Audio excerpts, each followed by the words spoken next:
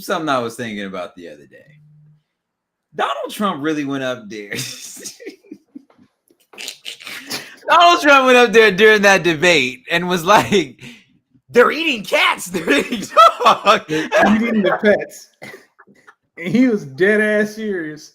Look, at the time, I thought I was like, bro, can't be serious. And then I started seeing more like people investigating it, basically saying, yo, there are people out here who think the Haitians or whatever are eating the dogs and cats.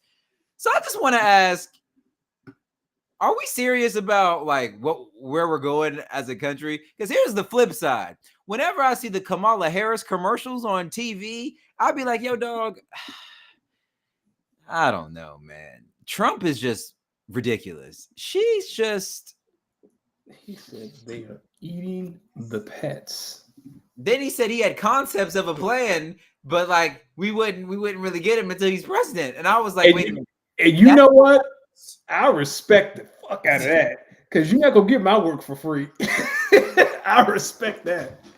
That sounds like me. He gotta keep his IP under wraps. Yeah, you know when you go for job interviews and they be like, here's a little project, show us. No. You ain't getting. How do you respond to that? Well, I had to do it for the job I got. And you did. I gave them concepts of a plan, but I did not give them an entire plan. What do you mean concept of a plan? I gave like a very brief construct, but I didn't give the details. I don't work for free. Have you ever worked for free? No. Hell no. I've never had an unpaid internship. Now, when you say that, like I've worked for like I have family members who have businesses who I've worked for free, but not like anything outside of that. What is it like working like with family like that? So I have an uncle who has an upholstery business. That's what I used to do before I could drive. He made his deliveries on Friday. So he'd be like, yo, you want to come make some deliveries? So I would just jump in a van and like we'd go deliver furniture Friday afternoon, like stuff like that. Furniture delivery? Yeah, so he reupholstered furniture. So wait, hold on, because I'm gonna get some jokes. So okay. You remember that episode of Everybody Hates Chris when Chris was riding around with Julius delivering them papers? Vaguely. This is what I'm envisioning you and your family doing. Remember, he had him waking up early. Yeah. That was you. That was well. It was Friday afternoon, so I didn't have to wake up early. So like, I would get to his house, and he didn't live that far, maybe 11:30, 12, and then we jump in his truck. We drive to the city to deliver the furniture that he had reupholstered. I realized how much money he was making reupholstering furniture. But I was stupid and didn't continue to work with him. I wish I did. Like that's one of my few regrets in life. I wish I would have stayed and like learned a little bit more because he tried. He was like, hey, just do this with me for a little bit. You don't have to do this full time, but on the side, like you could reupholster a sofa in your free time on the weekend, make $500, $600, $700 depending on certain things. And I was like, oh no, I don't want to do all that. I want to listen to Young Jeezy. Stupid. I want to listen to Young Jeezy. You know who needed some Young Jeezy? The Bengals last night, but we're going to get into it. Buddy. Ladies and gentlemen, welcome to episode 158 of Speak On It. Diggs, by the way, 7, welcome. Thank you for joining us early in the broadcast. When you see this fresh Nas fade, you know it could only be one brother, the good brother, Los D Mix. As always, every Tuesday, joined by the smoothest bald head on the East Coast, repping the second best school, third best school, fourth best school in Virginia, the UVA Cavaliers. My guy Danny Ocean, how we doing? I went to Old Dominion. Old Dominion comes first. Oh, you're talking about my shirt. It makes sense.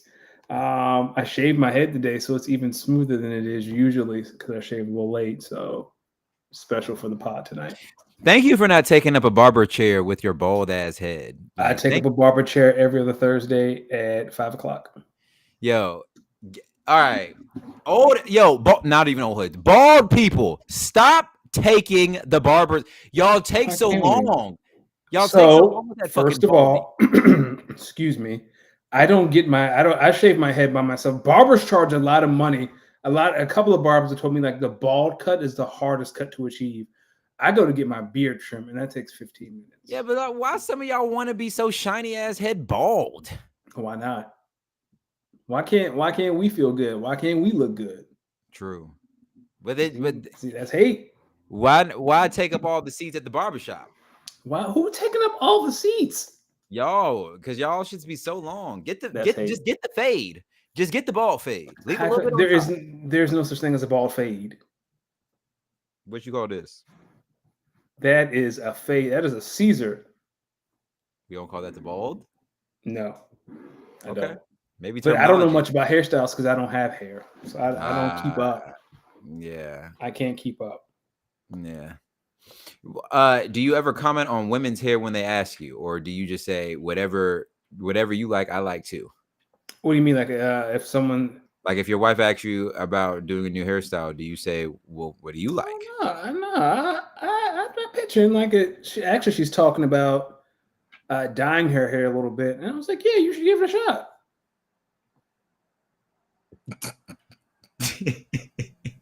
Oh, Jesus.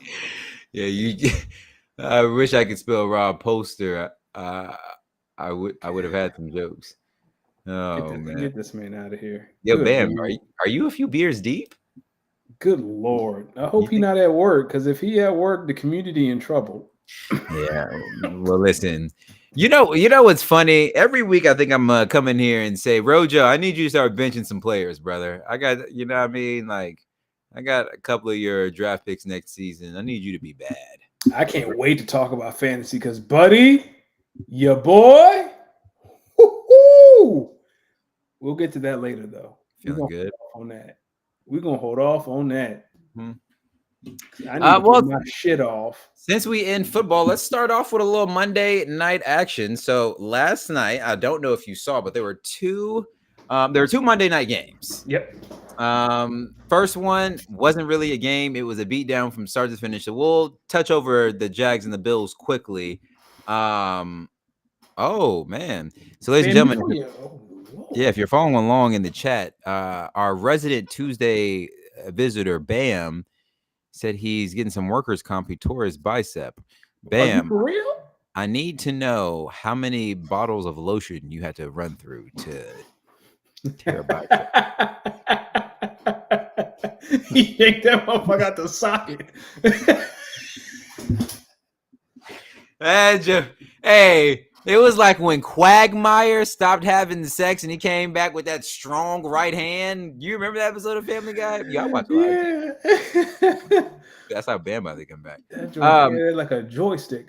But yeah, so the Jags travel up to Buffalo to play the Bills on Monday night. First Monday night game for Damar Hamlin since the you know what incident. Yeah, I forgot about that. That's not funny. Listen, man. Listen. From start to finish, the Bills just beat up on the Jags. I don't know if we should spend more time talking about how putrid the Jags look, or how maybe this version of the Buffalo Bills is the best team in the NFL. Well, I believe in hate, so I think we need to have. Oh, here we go. I think we need to have the Trevor Lawrence conversation. I'm ready. I've been waiting to have this conversation for a minute. You mean QB of the Jacksonville Jaguars also has the stadium named after him? I don't care. Time to have the Trevor Lawrence conversation. The great white hope can't even hold a stick to Brock Purdy. Crazy. You think so? The way they playing right now. Hey, I see Brock Purdy throw 3 of them things Sunday. How many Trevor throw last night? He's spinning away from Ghost. Well, I mean, Trevor's not playing with fucking Trent Williams. Hey, Brock didn't have a good chunk of his supporting cast.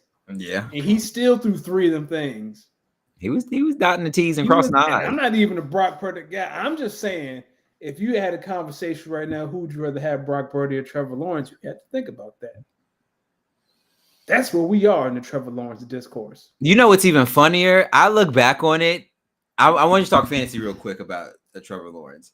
I look back on that trade, that Josh Allen trade I made, steal. Your cousin really wanted Trevor Lawrence too. And I said, for Josh Allen, that's it? Hey. He sent me the trade.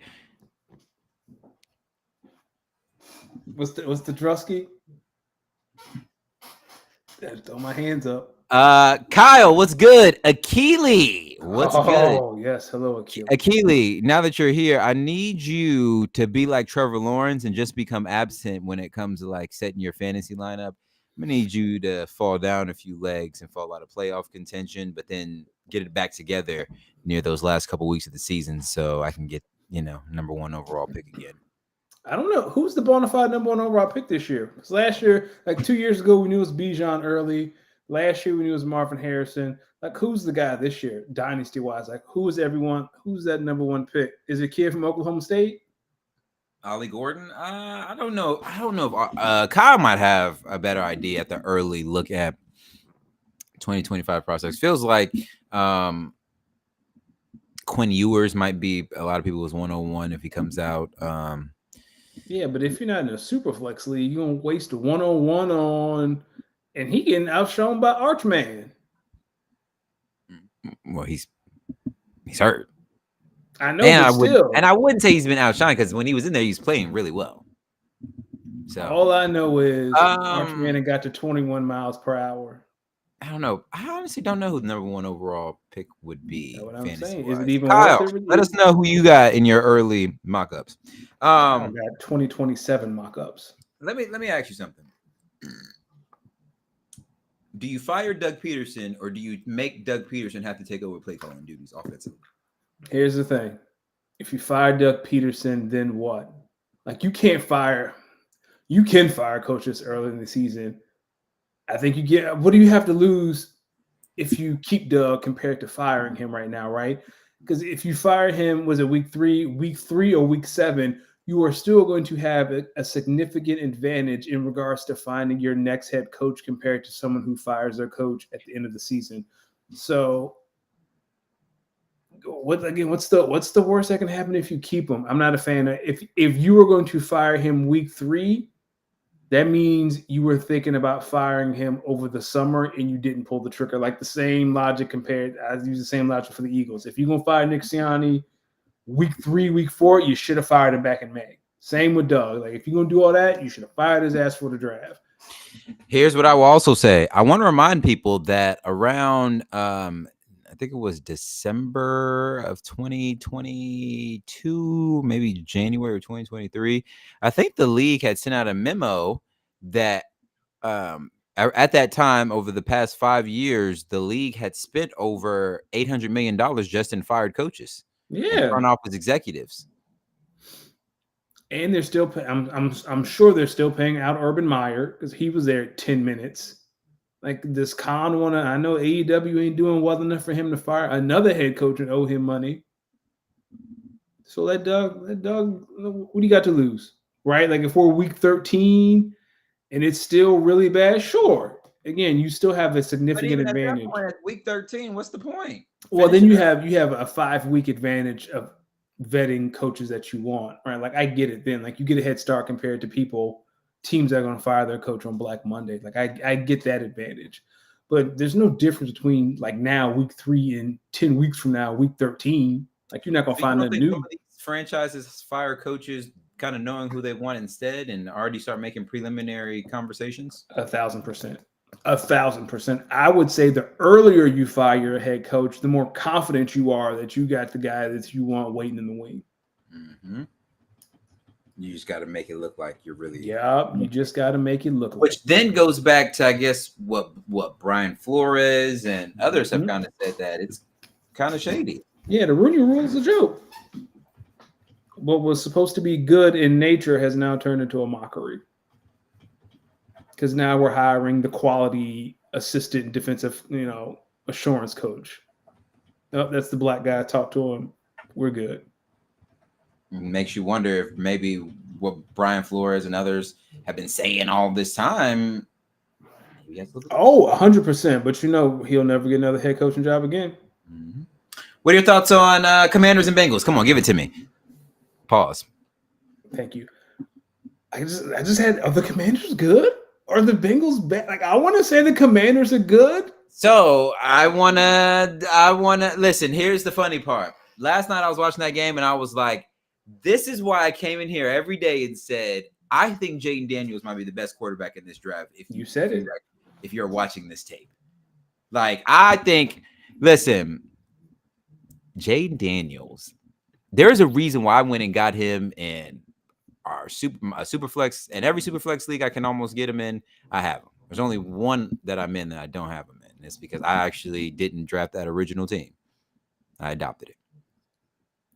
Like, buddy, can you not see the clear Lamar Jackson and Lamar Jackson-esque game in Jaden Daniels' game? Yeah, and I also like the confidence at it. Like, did you remember play last night? It was 4th down, and like, what's the Commanders head coach name? Dan Quinn. Yeah, Dan Quinn's like, and Cliff are talking, and like he's like, no, we going for it. And Cliff is like, all right, here's the play. Like, that's Terry McLaurin never had a pass that good since Baylor. Shit. He was out there like, yo, that's why he was saying, yo, I got to be patient. Like, I know it's a rookie quarterback. There's some things that come with it, but he must see something in practice. That brother's special. So he can throw from a lot of angles. I think Aaron Rodgers was talking about it earlier. He plays well within the pocket and he plays on time, which is crazy because at Arizona State, everyone thought he was a bum. See, guys, see the problem. I mean, the potential.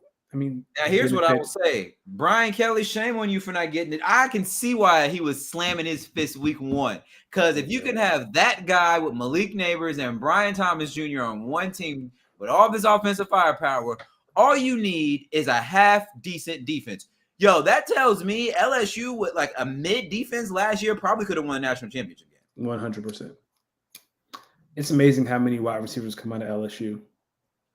The same type too. Same type. Like tall, physical, or like real shifty, grindy kind of dog likes. Like the worst receiver that's come out of LSU in the past like 6, 7, well, probably the past decade is Jarvis Landry. And Jarvis was a great receiver. Like they on a generational run. Jarvis might go to the Hall of Fame for that. Yeah, that's what I'm saying. Like you had the worst one that's come out of your program is a borderline Hall of Famer. He was getting busy though. 2 of the top 3 best receivers in the league came from LSU. That's very true. Going back to Thursday night football. Wait a minute, hold on. Should the Bengals be worried at 0-3? Yeah, hell yeah. I think they have a 21% chance to make the playoffs. Yes, you should be. I don't care what Joe Burrow says. You should be worried. So for everyone who's watching, Bam says that Joe Burrow has always been a bad QB pretty much, just with a really, really good historic supporting cast. I ain't got nothing to argue against it right now. He always seems to play around good receivers. Can you blame him? I don't know, man. Everyone was telling me Bengals always have slow starts. That's their thing. And I'm sitting, my counter to that is, why do you continue to champion that? Like, this is a good thing. It's not. These slow starts are indicative of something, and you can't have this in this NFL with the way offenses have been struggling to move the ball this season. The last thing you need is slow starts. Some of these wins and losses, they matter.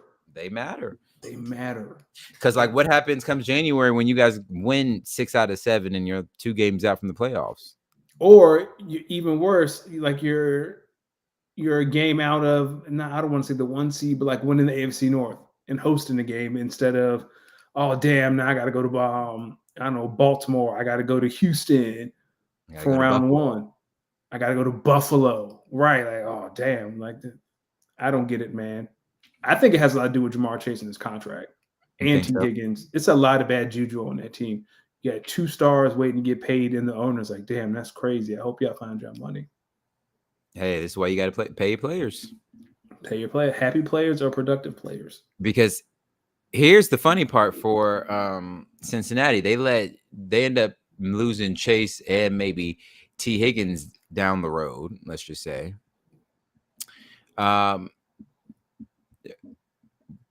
What do you think happens to like the state of your franchise? Like, how do you just want to just rebuild, retool, and that's your thing for the foreseeable future? I mean, we're going to talk about this later with the 49ers, but if you have a chance to win a Super Bowl, you do what The you have to win- do to win a Super Bowl. the window is what? Closing fast, and they usually don't stay open long. Right. When people are like, oh, that's a great team. They'll be there next year. Will they? Yeah, look at It the takes Eagles. the only team that, yeah, look at the Eagles. Like, look, when's the last time, and this is like, when's the last time the Packers played in the Super Bowl? The last year they won it, 2010. Yeah, like and when they 2011. won that, how old was Aaron? Man, that was early in his career, and he's been chasing Yeah. one ever since. And it was like, oh no, the Packers are gonna be there all the time. Like the only one It's who was crazy beat. if you go back and look at that 2011 team and then look at the teams that succeeded that one. There's at least 3, 4, maybe it's between 3 or 6 teams you could look at and say, I think that team's better than the one that won the Super Bowl, but they didn't win the Super Bowl.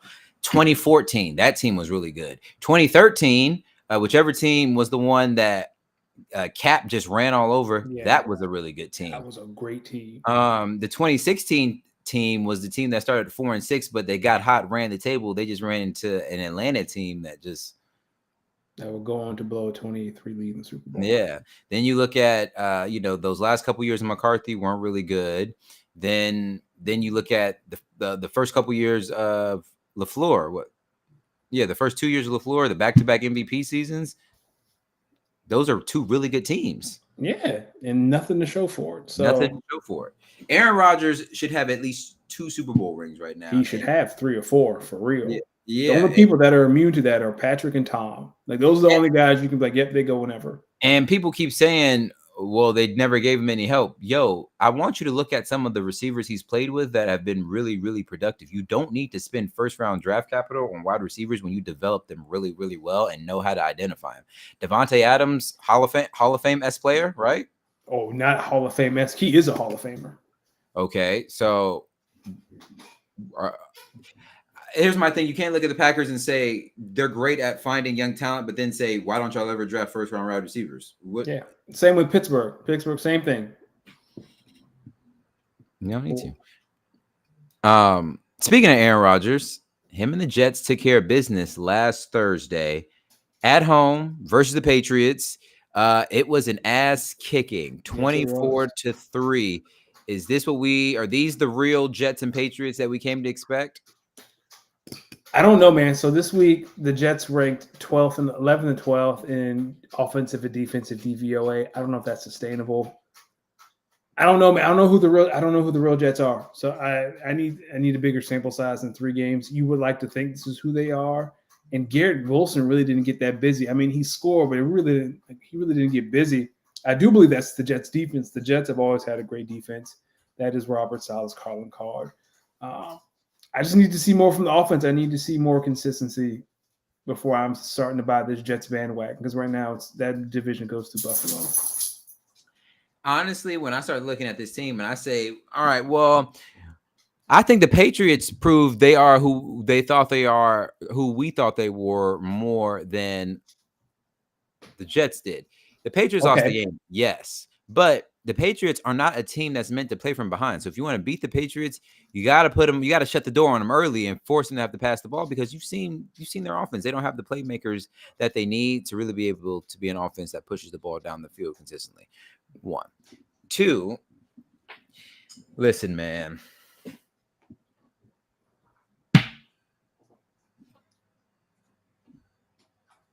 Sometimes, listen, the Jets started out the season on the road against the 49ers and then played Tennessee and then played the Patriots. Yes, the Patriots defense are pretty good. Yes, the Titans defense is pretty stout, but we knew those are 2 abysmal offenses, and that if they found a way to maneuver and play their game, they should be okay. So, here's what I'll say. If you go back to your predictions for the Jets and the Pats, I don't know what yours were, but mine was that the Jets finished 9-8 and that the Patriots finished 8-9. I'm still sticking by that. I'd have to pull mine up, but I need to put it on one sheet. But I think I had the Bills winning that division, and I'm still going with that. I think I had the Bills double digits, like 10, 11 wins. but I Really? have to double check. Hold on, let me see if I can find it real I quick. had the Bills at 10-7. What's funny, I had Miami at 12-5. I don't think that's gonna happen. Well, that was again, we didn't have injuries, so we weren't projecting injuries. Bam, yes, those Packers teams I was talking about, they did have some really good defenses. Again, I want to tell people, well, they had some good defenses during the regular season. Then they got to the playoffs and they folded, especially against the run. Well, the past two and mobile quarterbacks. Shout out Dom Capers. Thank you. Shout out Mike Pettin. Thank you. I wonder what he's doing right now. Thank you. All right, keeping it moving. Let's talk about some of the Sunday games some more. So your Eagles traveled down to the Big Easy. Yes, sir. And they won an ugly game, a Tism-esque football game. Disgusting. It was the type of football where you wonder who really wants to win this, because everybody stinks. Tell me thoughts on the performance, thoughts on the Saints folding, thoughts on the Eagles pulling away, thoughts on what the Eagles are doing right, wrong. Nick Sirianni, I still think you're on a hot seat, but I digress. Danny, talk to me. I'll start New Orleans. Last week we talked about, I think you and I talked about, could Derek Carr keep this up? Did we? Or am I making something up? Well, if we did, I didn't listen because I started him in one of my redraft fantasy leagues and I was so tight. Okay, well, I said he couldn't keep this. Derek Carr has played like an MVP once in his career. He did it in Oakland for like 7 games and he got hurt. We've never seen him play at that level again. So I'm not a big Derek Carr believer. And I also think Dennis Allen, his conservative tendencies probably cost them this game and will probably cost them games down the line. They were in Eagles territory. I think they were in the Eagles 41. It was like 4th and 3 in the third quarter and he punked the ball. Like that's something you do not do. That is a big no-no in regards to like outside of God, I'm having the biggest brain fart today. Who's the head coach of the Raiders? Antonio Pierce. Like Dennis Allen might be more conservative than Antonio Pierce. So like, well, because they're defensive guys. Yeah, 100%. But you in this NFL, you got to be aggressive, especially when you're in plus territory. And especially in a game like that when points are hard to come by, which comes to Nick Sirianni and his dumbass decision at the end of the first half. I was okay with his other decisions going forward on 4th down, but my question to him is, at the end of the half, it's 14 seconds left. You have 1 timeout. It's 4th and 2. All right, so you run the tush push, you get the 1st down, you call timeout, you have 9 seconds left, then you're going to take 1 shot to the end zone. Like, that doesn't make sense. Like, just kick the field goal. It's 3-3 and go about your business. Like I was not a fan of that. And you didn't even run the tush push. You run a fake to Saquon. A play that the Falcons would later run the same day. Yes. And the same exact situation happened. Same thing. Like if you're gonna do it, then do it. Get the first down.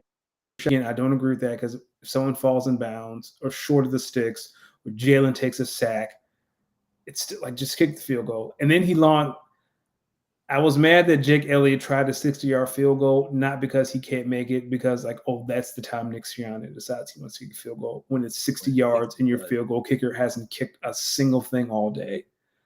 With that being said, though, no Devontae, no Mekhi Becton, no Lane Johnson, no AJ Brown, and Jalen still finds a way to win the game. Oh, buddy. Yeah, I would hope so. You almost lost you the damn game too. He did. His turnovers are a concern. Now we're, I think, like 6th this season. Yo, no, they've been a concern. They have, but now it's even more of a concern. Because like that fumble was very Carson Wentz-esque. That was a very Carson Wentz-ass fumble. Some of these picks are too. Yes, but the fumble for me really pissed me off. What do you think defensive coordinators are saying about Jalen Hurts? Make him go right at him. Make him go left. I think Greg Olsen said during the broadcast, he does not like flushing the pocket to his left. Make him go left. Have a spy. And if you can catch him from behind, you can get the ball out. Like you can make him fumble. 100%. That's what I would do. Is he like 6'2", 6'3"? Something like that. Maybe not even that. But I'm still impressed that even after all that, the right side of his offensive line are backups. 2 top receivers are gone, and you still find a way to win the game.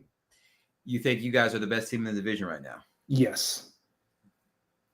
You know what? No, I think it's a tie between the Eagles and the Commanders. I think the Commanders, like I know when we talked about the NFC East, I said I think the Commanders can be good. They're struggling pass defense. Yeah, but I mean, if you're scoring 35, like if you're in shootouts all the time, I think it's the Eagles, Commanders. We can talk about Dallas in a couple minutes. But before we jump, the Packers, my NFC Championship pick, Malik Willis goes back to Tennessee and bust their ass. Bust them. How you feeling? Can Jordan Love take his time? Listen. First and foremost, if your team don't got at least 2 wins on the season, I don't even think you really should be even participating in this conversation. All right, talk to him. Matter of fact, y'all know at a time like this, I can only do one thing. Hold on. Make sure I got y'all. Because y'all don't believe me. Wasn't fired up already. Nah, I got y'all. Come on. Y'all know what I'm about to do. And Kyle, we're going to talk about me being 3-0 in a couple minutes. Just hold tight. Let's talk about it right now while I pull this up. Because I got no. We need to dedicate because I'm gonna get my shit off when we talk about fantasy. I'm gonna get my shit off. While you do that, you got it. I got this. Talk to him, Danny. I was just gonna give my thoughts on the Packers. That there's a reason they're my NFC Championship pick. Like Matt LaFleur, one of the best head coaches in the league. How many coaches could lose their starting quarterback week 1 and pull out 2 wins? Two of them things. Like we're talking Kyle Shanahan, and we know how I feel about Shanahan. Know how you feel about Shanahan. Talk to him. I still think the Pack, whether they're hosting or not, is another story. But I talk to these Talk to him, Danny. All right, I'm talking too much. You're getting a little too gassed up. You're getting a little too hyped. If you're not gonna do it, I'm gonna do it. ISO on me, yo. ISO. Start this day from the top, yo. Let me tell y'all, the fuck y'all thought this was? Y'all thought shit was sweet. Y'all thought Caleb Williams coming to our division was gonna do something. Y'all thought Sam Darnold coming to our division was gonna do something. Go pack, go around this bitch. You kidding me? Jordan Love. Take your time resting. We got Malik Raw Dog. Fuck the Titans Willis. Oh, chill out. That's a crazy name. Malik Raw Dog Willis. Yeah, we paid our quarterback all this money. Y'all should have. Bum ass franchises. Yeah, we drafted our quarterback in the first round. Y'all could have, but you didn't. Bum-ass franchises. You went out there and you picked the Mitch Trubisky's of the world. Now look at you. Struggling. Can't pass protect for Caleb Williams. Look at Malik Willis. In 2 weeks, he coming in and running the offense. He got him here. He got him there. He running. He passing. What the fuck are y'all's franchises doing? Why can't y'all evaluate at the quarterback position? Well, the Vikings are 3-0. Say that again. The Vikings are 3-0. Hey, fuck them boys. Bring the B back in. You talking about the Vikings? Who? Sam Darnold. Y'all thought that's doing? Y'all think that's moving us? Sam Darnold ain't nothing but Kirk Cousins without the Jesus. He just Kirk Cousins without the Holy Ghost. You think I'm playing? You think it's a game? It's a game, man. We ain't playing with y'all. Y'all played them this week, right? Yeah, we play them this week in Lambeau. Give a damn if Sam Darnold is 3-0. Xavier McKinney, to be exact, got 3 of them picks, and he about to get 4. I'm talking heavy. The fuck are we talking about? Some Vikings. Yeah, Achilles said Darnold MVP. Yeah, that's a question on here, and I said Achilles. Sam Darnold. First off, Achilles, you got plastic on your sofa, I bet. Stop talking about Sam Darnold winning anything other than comeback player of the year. Because when Jordan Love get back. When Jordan, listen. I'm with you, Achilles. I'm with you. Let me get him. Listen. Listen, get on this microphone. When Jordan Love come back, the NFC North is in trouble. I don't care about your Sam Darnold, your Geno Smith, your Justin Fields. The NFC is in trouble once Jay Love. Are y'all seeing the way we are running the rock right now? Are y'all seeing the way this defense is playing? Are y'all seeing the way Lucas Van Ness is progressing as a pass rusher? And y'all want to talk to me about Caleb Williams being in the division? About Sam Darnold being in the division? We know about Jettis. He legit. He one of them. Jair, he got his work cut out for him. I'm going to tell you right now, Jettis going for 9-160 and a touchdown. I'm telling you right now. He going for 9-160 and a touchdown, but that'll be it. That'll be it. Shutting that shit down. Oh, yeah, outside of Jettis, we can listen. Jair, my brother, he be locked down, but sometimes that man just come in the building. That man. You do about it.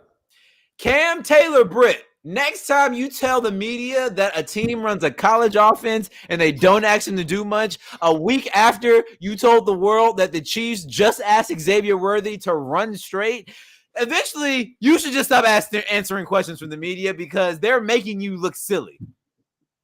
Can we talk about that? We can. Before we do, Kyle said we have seen Jair shut Jefferson down before. He has, but I've seen Justin Jefferson give Jair the business. You know who Jair didn't shut down was kind of interesting? AJ Brown. Well, AJ Brown's a tougher matchup for him because Jair's a kind of a smaller receiver, probably like 6 feet 6'1", and AJ Brown's just so big and physical. I honestly wouldn't put Jair on AJ Brown next time we play. Well, it'll be at the link in the NFC Championship game.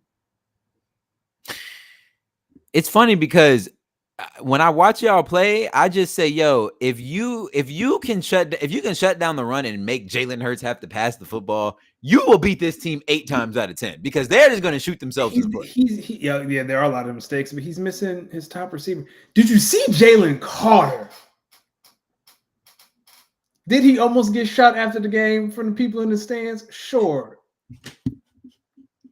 But Jalen Carter, listen, I'm gonna tell you right now. You can play around in a lot of NFL cities. That one, yeah. And you should know that because you went to Georgia and you've been in LSU.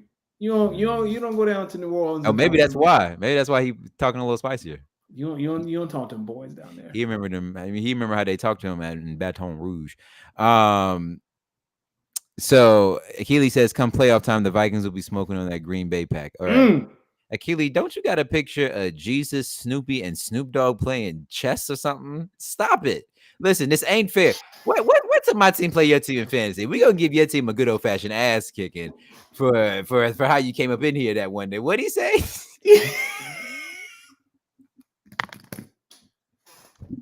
Funniest moment ever. All right, back to football. Speaking of the Vikings, they did actually come out with a big win over the Houston Texans. I know someone kind of mentioned it earlier. Do you have Sam Darnold as comeback player of the year so far? I wish I could screenshot my notes because Akili, I got it written too. He fighting for MVP. Not only comeback player of the year, he fighting for MVP right now. No. Yes. Listen, I would like for Sam Darnold to win an MVP because that'd be a good story, but I love Jordan Love to win it. Double entendre. You can't miss a quarter of the season to win MVP. Yes, you can. Okay. And it's not a quarter. He played the first game. He's missed 2. When's he coming back? He's out 6 weeks, right? He was at practice last week. Was he practicing? AJ Brown was at practice last week. He was practicing on a limited basis with a cast on. Well, like with a brace on, not a cast, with a brace on. Okay. Did you know Jalen Hurts leads the league in passing yards? Speaking of which, you saying because you throw your team back into the game after you damn near throw them out of the game. What are we talking about here? No, he leads the league in passing yards since he can't throw the ball. But you were saying? Yeah, because when you're always damn near throwing your team out of games, you got to throw them back in. Yo, stop talking to me about empty calorie stats. They were in a tight game with New Orleans on Sunday. Yeah, like that game over. That game should have been a blowout for Philly if your man's would listen. Are we watching the same game? Yo, I know you be watching that game sometimes saying, yo, dog, you can play quarterback just a smidge better than this. 100%. But he still leads the league in passing yards. Yo, wasn't there a time Hawaii was leading the nation in like See, why you gotta offense? bring up Colt? Them Colt Brennan teams were fun. that Hawaii until they met Georgia. That Hawaii team was so much fun. I was a freshman in college, and I swear to you, I would leave parties drunk to make it to my room in time to watch the Hawaii game. Because they were just throwing up numbers, video game numbers. I'd be up 2 a.m. watching Colt Brennan throw his 6 touchdown pass against Fresno State. Well, someone who will probably reach 6 touchdowns before Bryce Young is Andy Dalton, who came in, and it's the tale as old as time in the NFL. As soon as the backup quarterback comes in, suddenly everyone remembers how to play offense again, and this thing gets to humming in Carolina. You know what it reminds me of? It tells me that. Go to hell, Achilles. We ain't reading that shit. It tells me that not only may Bryce Young, albeit may not have been the best situations, he could have been the problem a little bit. Lets me know that Dave Canellis, the head coach of Carolina, who was with the Bucs last year, he's really good at offensive play calling, and I actually kind of see why he got the job in Carolina. Yeah, it's crazy when you have a quarterback that's not 5'9", who doesn't look like he in high school. If you're in the locker room right now with Bryce Young, do you think it's rude to be happy or not happy at all if that's your friend? I'm trying to win. I'm happy. Keep your head up, big dog. You'll get another shot. That's what I'd say. You got keep. What's that thing? Keep pounding. Oh, well, see, I don't know, because if I was Bryce Young teammate, I'm coming with some I'm giving him the lyrics that the Muslims give. Peace and love, assalamu alaikum, my brother. That's what I'm telling him. I promise you. Yo, side note, it's reported that Bryce Young got his girl stolen by Tyrese Maxey. So, oh, buddy, again, she was with him. And Tyrese Maxey walked by, and she probably was like, "Oh, that's what a professional athlete is supposed to look like." All right, that's cold. Here's what he looks like a high schooler. Do you remember when he was drafted? There's a picture of him next to Anthony and CJ Stroud. No, it's a picture of him dapping up Brian Burns when he first got there, and I was like, he looked like a Make-A-Wish kid, because it's going to be Brian Burns' job to tackle him, like someone Brian's size to tackle him on another team. Like I'm going to find that picture and I'm going to share the screen, because that's when I was like, oh God, we in trouble. Here's what I think is funny. There were 32 NFL teams. Last year, there were 2 teams who could have picked Bryce Young and CJ Stroud. And the team that had the best opportunity to draft CJ Stroud looked at Bryce Young and said, boy, that's an NFL quarterback, and took him. All right, I'm going to share my screen. I want everyone to know that Frank Reich got fired because of this BS. I just want to show you something. Can you see it? One is an NFL player. The other one is Bryce Young, excuse me.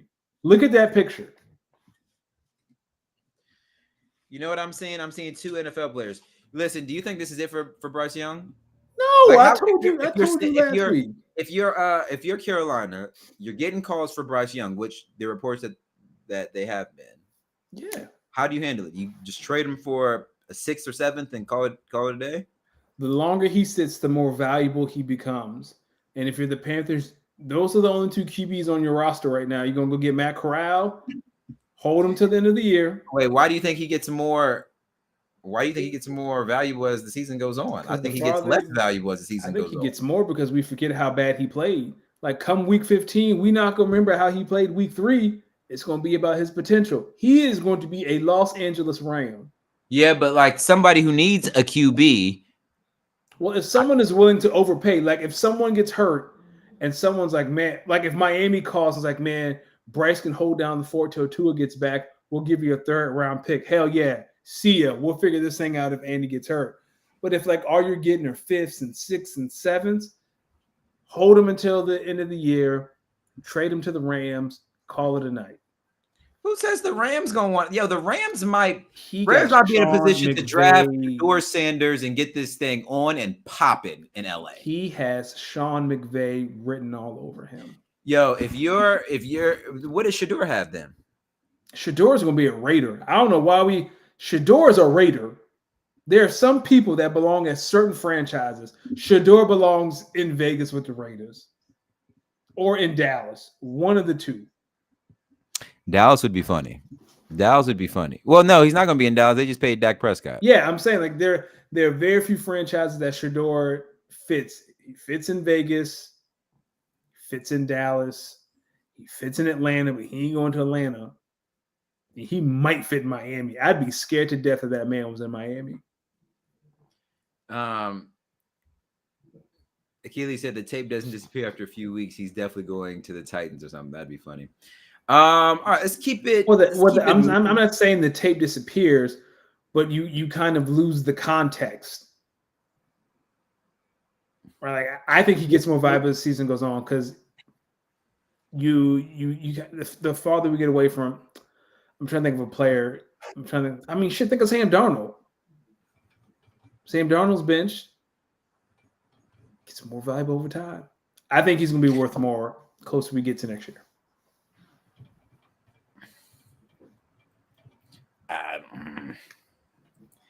Listen, I don't see how you could, if you can watch a little 1 week difference from that offense from week 1 to week 2. Mm-hmm.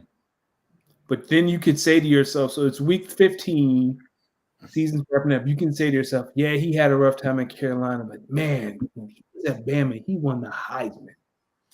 Or see, that's one way to look at it. Or when he was at Bama, he had this receiver and this receiver and this receiver who plays on this team and this team and this team and this team and this team and this team. He had offensive line that played on this team and this team and this team and this team in the NFL. And now when he gets the Rams have Puka's young, Cooper a little old, but okay. You have a decent running game. You have a decent but decent. And I also think Matthew Stafford hides a lot of those deficiencies. So now I would then say Sean McVay, I don't think is confident enough that just based off the tape and his size that Bryce Young, even with the McVay scheme, has what it takes to really QB that system. I think he's going to be a Ram. Or you think he'll be a 49er? I could see Kyle Shanahan like, dog, we just run the ball anyway. How often has he played in the shotgun? Not shotgun, under center. He gonna learn. He gonna have to learn. You're gonna learn today, boy. Speaking of learning today, Caleb Williams and Anthony Richardson, they look raw. That game between the Bears and the Colts was an absolute stink off. I think if you were watching it live or via Red Zone, you had to have been laughing, saying, "Yo, there's no way these guys were both top 5 picks." Like, what are we talking about here, buddy? First of all, CJ Stroud ruined it for everyone. Like, his season was so good last year. A lot of people like, well, Caleb can do that too, if not better. CJ ruined it, but Caleb's only completing 60% of his passes. That's not good, especially with those weapons. That's not good enough. I'll do you one better. Anthony Richardson is only completing 50%. Dog, we knew he was raw, right? Like, we knew coming out of Florida, he was raw, but Shane Steichen got to do better than that. He just can't be throwing bombs all day. He got to do better than that. And he's thrown 6 picks. So it's literally, it's either he lives and dies with the deep ball then. Like, it's that one play he made week 1 when he fell and just launched that joint to Alec Pierce. And then it's the other ones like, good Lord, buddy, what are you doing? But I have more faith in Caleb than I do Anthony Richardson. I have way more faith in Anthony Richardson. Yo, Caleb, I think what Anthony Richardson, he's very raw, but I think the physical abilities is there. You just have to get him to really go through the progressions and really see things. I think with Caleb, there's so much backyardian football that he plays that I think it's hard to translate that into the NFL, and it's hard to really be able to play book around him because this guy's really just trying to play backyardigan football. When I be out there watching him, I'll be like, yo, he think he about to just out athlete some of these guys. Well, I'll say. And on top of that, that offensive line is so Yeah. bad. But that's the thing about Caleb, right? It's like, man, if he had a decent offensive line, maybe he could be better. Like Anthony Richardson, he's doing some of the dumbest shit you ever seen. Well, sir, Will Levis would like to say, hold my beer. Hey, Will Levis wasn't drafted top 10, was he? He was second round. Remember, Will Levis sat in the draft room the whole first round, and his girl was like, damn, I should have got one of these colored boys. Yeah. We got him. That racism be jumping out on you, boy. That racism be jumping out. Speaking of shocking results from this, so Keely says, AR was on my do not draft list, man. He's very talented, but the processing was worse than Justin Fields out of college, and look how he struggles to read the field. I do agree. Kyle says, Caleb's looks so bad that it makes me think the Bears should have traded the pick to the Patriots and drafted Marvin Harrison Jr. Danny, what are your thoughts on that? Well, I'm glad Marvin Harrison Jr. is in Arizona. Yeah. And here's what I'll say about. He would have been wasted away in Chicago. Yeah, if you're an organization and you think that a quarterback is your guy, then you move heaven and earth and get him, because you'd rather draft him and be wrong than not draft him and it end up being Patrick Mahomes, right? Because the Bears picked Trubisky over Patrick because of you know what I'm saying? Like, you'd rather draft and miss than not draft. In their they star. Still can't believe that. They legitimately still can't believe they passed up on Patrick Mahomes. Yeah. I mean, but the thing about Patrick coming out of college was his fundamentals weren't good. He played in the Big 12 and still couldn't win. Like, there are a lot of knocks. He just and Mitch took UNC to the ACC championship game, didn't he? I mean, yeah. Like, he had a good you know what I'm saying? Like, so if you draft Caleb Williams 1 overall and you whiff, you can live with that. Like, the Jags are going to have to live if they drafted Trevor Lawrence 1 overall. But you rather draft him and be wrong than not draft him and he be great. So, like, I won't knock you for that. True. Achilles said Arizona did it with Kyler, and look how that worked out. Very true. Yeah. Speaking of things that could shock you when true, tell me if you expected this. The Denver Broncos go into Tampa and stomp a mud hole through the Bucs. Here's my thing about Denver. Bo Nix has still not thrown a touchdown pass. It's week 3. You don't need to, Bo. That's my rookie. Okay. That's my rookie in Dynasty. Yeah, start him in that Superflex league, throwing 0 touchdowns. See how far they get you. Yo, relax. I would never.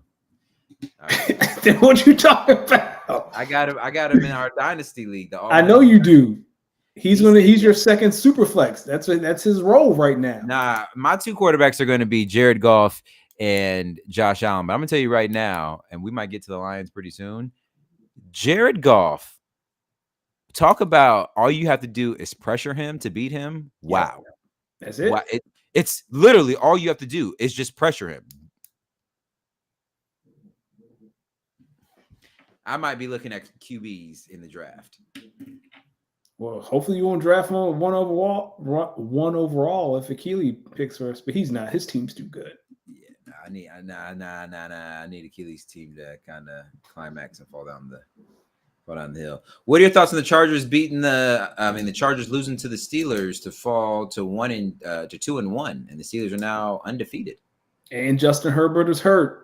We knew it was going to be a long year for the Chargers. And Derwin James got suspended for a game because he don't know how to play football. He playing like it's 1963.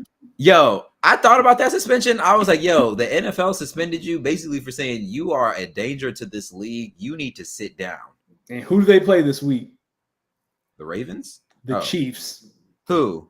The Chargers play the Chiefs this week. If there's one thing about Chiefs and Chargers game, there's always going to be some tomfoolery. They said we're not even going to give you the chance to hurt nobody on that Chiefs team. You need to sit down, brother. Well, I guess the good thing is that I do think John Harbaugh will have a game plan on how to limit Patrick Mahomes. The Chiefs don't even really look that dangerous right now, being Yeah, honest. but they always find a way to win. That's the thing, right? That's the scary part about the Chiefs. They don't look good and they're 3-0. That's the scary part. With a win over the Ravens and the Bengals. Like they're what people thought were going to be the two toughest opponents. They don't look good and they still Now it win. just comes down to the Bills. Yeah, Like, we know what that looked like. I done seen that movie a couple times. or do we? I know what that movie looked like. Yeah, you're right.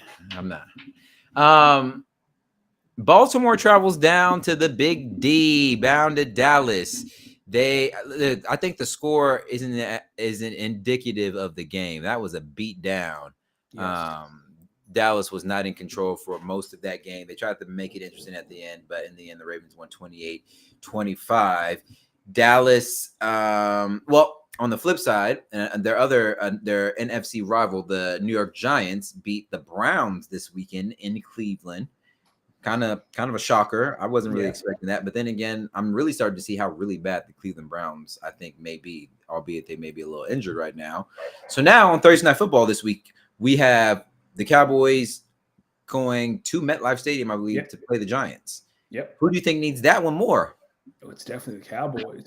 When we talked about the NFC East, and this is not a shot at you, you were saying how they're going to be NFC contenders, and it's not just you. There are a lot of people who are like, yeah, they're going to be contenders.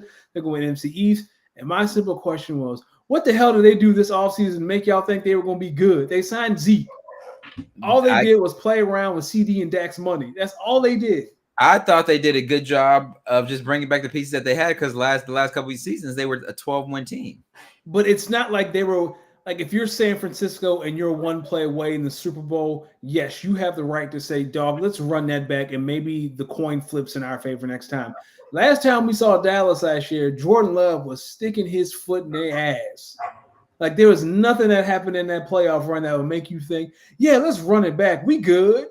You couldn't make it out the first round. You hosted the game and you lost. And all you did was go sign Zeke. That's it. Here's where I get scared for Cowboys and Cowboys fans. They are one of the worst run defenses in the NFL. They just can't stop the run. Now you get a team. Molly Smith is like 20 pounds. Exactly. And now you get a team in the Giants that is going to want to run the football because they are going to want to keep you honest and guessing because they know their offensive attack is only but so limited. It's Daniel Jones, it's Malik Neighbors, it's Wan'Dale Robinson, and it's Motor Singletary. All you got to do is run it. Like if Mozzie and Mike are on the same side, I'm running that way. I don't care what's happening. I don't care. 17 people in the box. I'm running at Micah and I'm running at Mozzie. You think so? Yes. Mozzie can't stop. How many did you? I saw a couple of plays where the Ravens are running the read option, and like Micah was just lost, and Lamar was like, "I'm gonna keep this. See you next time." And Lamar's getting like 6-7 yards a clip. Yeah, but how do you defend the read option with Lamar Jackson and Derrick Henry? I mean, we saw Micah fall for it against the Eagles 2 years ago on Sunday Night Football. All they did was Jalen and was it DeAndre on that team? No, what's the year they went to the Super Bowl? Who was there? Miles. They'd run the read option. AJ Brown's running in the flat, and Micah make a decision, and Micah always crash. Like he's just crashing. And then you pull and you run. I'm running right at Micah. I don't even need the read option. I don't need zone. I'm gonna tell my tackle, get in his chest, throw him in the ground. Huh?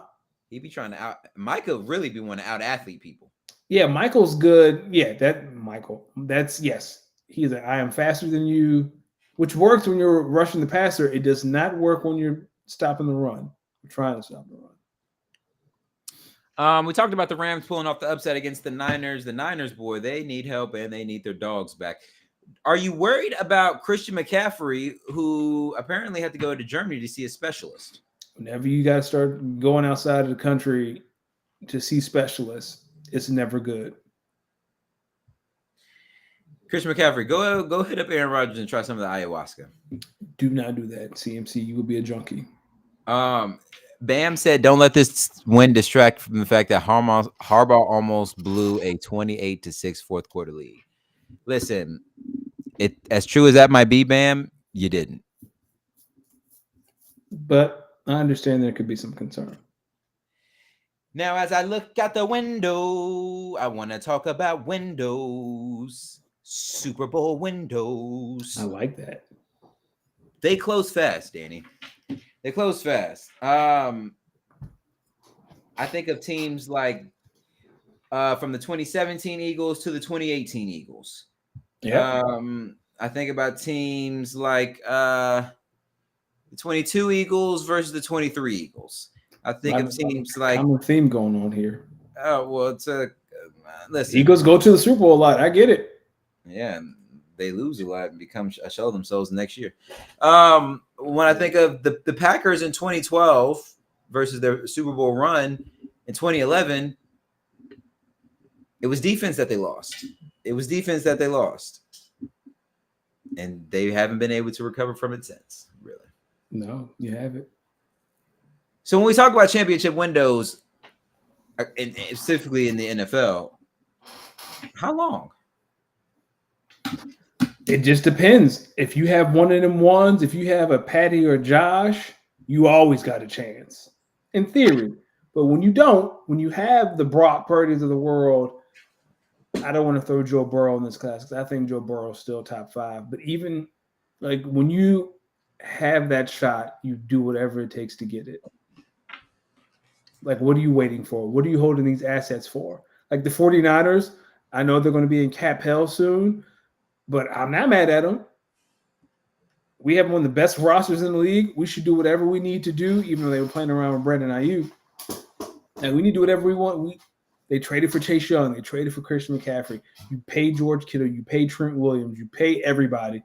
Yeah, you do what you got to do because this is your window. Like if the 49ers don't win the Super Bowl, it's not because the front office didn't do everything in their power to make sure they won one, right? And that's all you can ask for as a fan is my front office doing everything that they can do to make sure we win the Super Bowl.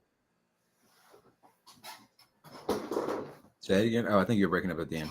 Oh, I was saying if the 49ers, and you can throw the Eagles in this conversation. Yeah. If the 49ers and the Eagles don't win a Super Bowl after the front office have built these rosters, I won't be mad because like I know John Lynch, Howie, they're doing everything they can because this is their window. And add in like the Baltimore Ravens, add in teams like the Cincinnati Bengals, add in team. So I'll push back on the Bengals because it doesn't feel like the Bengals are doing everything they can do. They don't want to pay.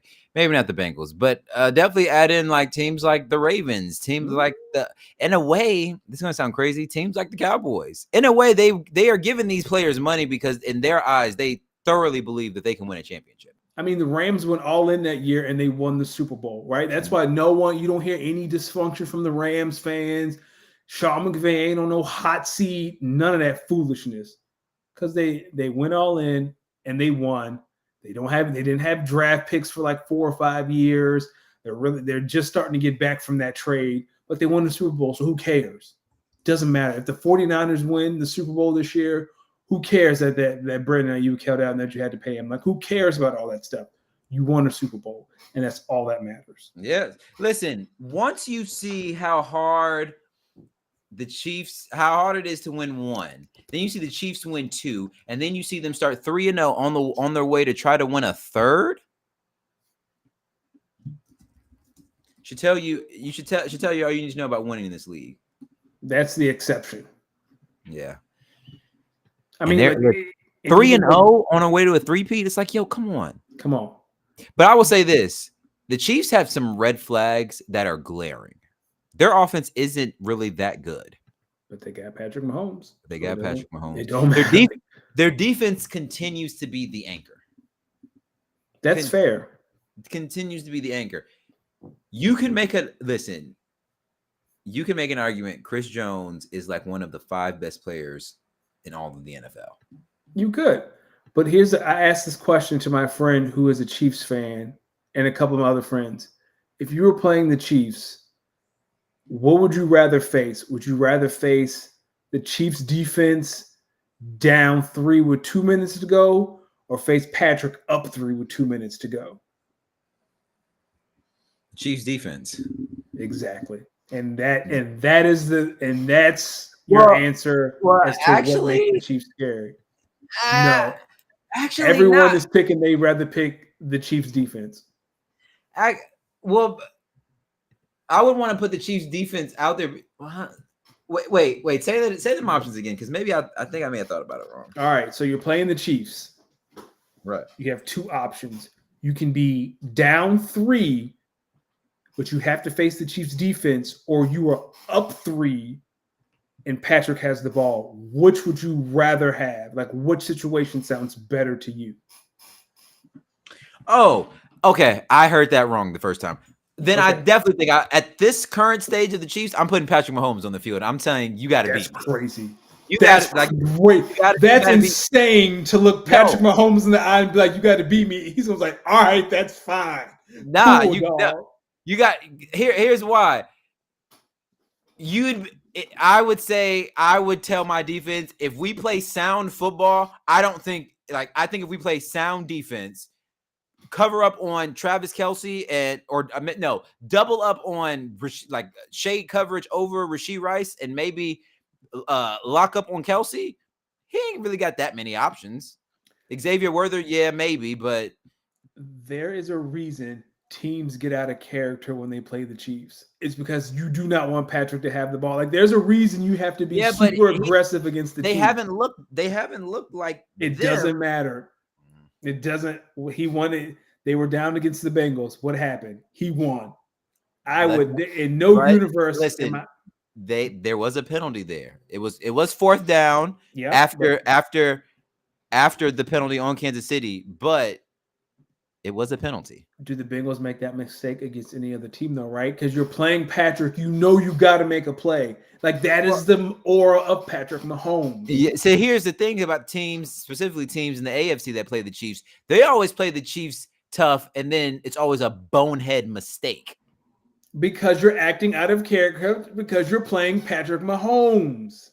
Or this Chiefs defense and Chris Jones is just fucking wrecking shop and you can't do anything. Josh Allen on 2nd and 19, wide open, Khalil Shakir. Here comes Chris Jones. In no universe would I be like, yeah, give the Patrick last the 2 ball, weeks. see what The happens. last 2 weeks, no, the 2 out of the 3 games that the Chiefs have won, their defense was out there on the field. I will never give Patrick the ball. Never. Ask me how I know. Oh, because he beat y'all like that. He beat y'all. I would never pick the option of giving Patrick the ball. I don't care if Chris Jones got 4 sacks in a row. I ain't giving Patrick the ball. What's funny, y'all beat him in the rematch in the regular season, and then your season just went downhill from there, which makes me laugh even more. Lets me know. I think one of these days, maybe in like 5 to 10 years, you'll look back at this 10-year Nick Sirianni and say, yeah, that white man was a fraud.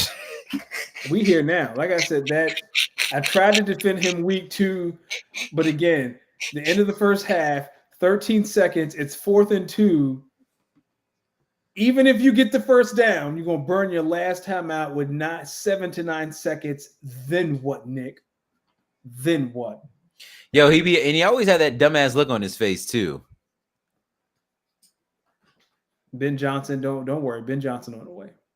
So you've lost faith in Nick Sirianni, because I just feel like before the season started, you were a Nick Sirianni believer, which makes me. I had confidence Nick Sirianni would learn from his mistakes, but the past 2 weeks, his game management has just been absurd. These white men are dangerous. These white men are dangerous. No one's going to get that reference, but like 3 people. Hold on. Let's talk a little fantasy football. Yeah. So give some of my overarching commissioner's notes. Let me first speak to my week in fantasy. So if you don't know, I'm currently in 9 leagues. Week 1, I started out 8-1. I only lost one game that week, and I should have known that. I think I said it when I came in the next week. That won't happen again, and if it does, my teams are humming. The last 2 weeks, I have been 4-5, so right around 500, which is right around where I expect it to be in this, right? So after the first 3 weeks, which I call Q1 of the season, I'm 16-11. Okay. I have let's see.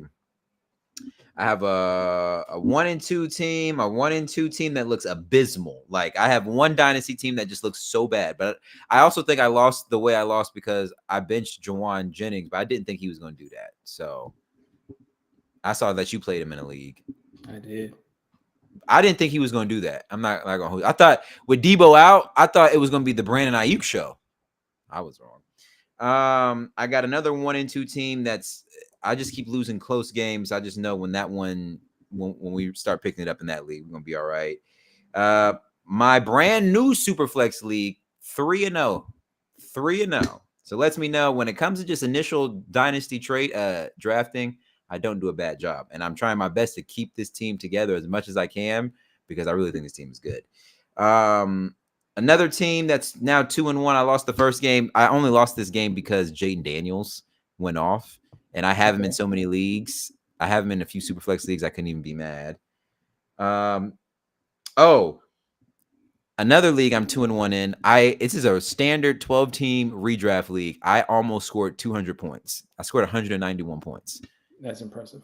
Now let me read you this roster so you can know how I got here. When you start hearing these names, you're gonna be like, "Oh, they was getting busy." Here's the thing: my opponent scored 140 points, which any other week is enough. He scored 140 points. Yo, it was over before the second half of game started. Like before the late window opened, I was already up 100. God. So here's my roster that I played this past week. Josh Allen, Saquon Barkley, oof, Aaron Jones, oof, Justin Jefferson, oof, Devontae Smith, talk to me, Dallas Goedert, oof, there it Amari is. Cooper, God dog, Seahawks defense. Okay. And here's the funniest part. The only person on my team that didn't score a single fucking point, Kaimi Fairbairn. Because he missed the field goal. The only field goal he took. That's funny. 191.92 points. Here are some of the people on the bench of this team this week. Motor Singletary. Cortland Sutton was on this team getting busy. I forgot to take Jake Ferguson off of IR.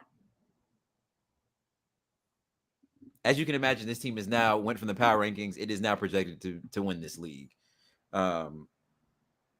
And I'm currently in week 4 projected to score 131 points. This team is something serious. That's all I'm going to say. I don't like it. I think this was the league where I got Jettas at 8. I'm telling you, I got Jettas at 8 in 2 leagues. Oh, is that okay? This is another league than the one we're in. Yeah, because in our redraft league, I got Jettas at 8, and I won that matchup too. With Brock Purdy in. I won my first game in that league this week. Thank God. Thank you, Dak. Felt good. You had to cheer on Rain. Well, it was over. I thought it was over, and then like Bam alluded to, they start coming back in the fourth, and Dak had 3 total touchdowns, and that kind of did it. I left Juwan on the bench. Felt like it. I had so many people. I left Amari on the bench. I left Juwan on the bench, and there's someone else I left on the bench. Yeah, it was those two, and I was like, I'm gonna lose, but I ended up winning. Leaving Dallas Goedert on the bench is criminal. Yeah, I left Dallas on the bench too. That's what it was. I left Goddard on the bench. I left Amari Cooper on the bench, and I left Juwan Jennings on the bench. Yo, it's sickening. That feeling when you realize you just left somebody on your bench who you were really thinking about starting. You just be sitting there watching that game, sick as hell. I start Dallas every week, but after that Falcons game, I was like, I don't know what Kellen Moore thinking. I was over there like, you know what? This is what I say, especially when it comes to tight ends. Even if I bench you, your replacement probably won't do that much better if he does not score a touchdown. That's true. Like if I just tight ends fucking suck. That's why I don't get the rush to draft the Laportas and the Kells of the world. It's like, yo, dog, some tight ends are technically wide receiver ones, but even in that, if you watch the Lions play, or like when I'm watching the Lions and the Chiefs play, the other teams know these tight ends are good too. So now when your tight end don't score nothing, and now you didn't wasted a 3rd round pick on Sam Laporta, and the dude after you is sitting there with Jettas, Diggs, and Michael Pittman Jr. because you was too stupid enough to pick a good wide receiver instead. Tough scene. That's why, listen, I don't get too caught up in the tight end hype.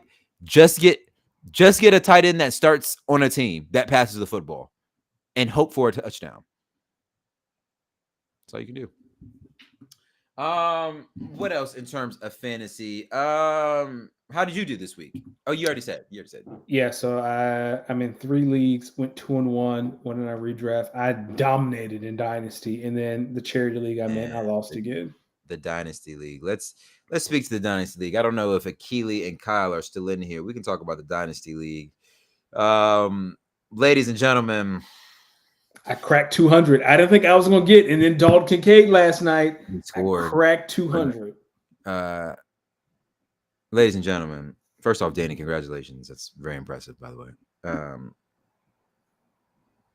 Ladies and gentlemen, is with a heavy heart that I must announce that the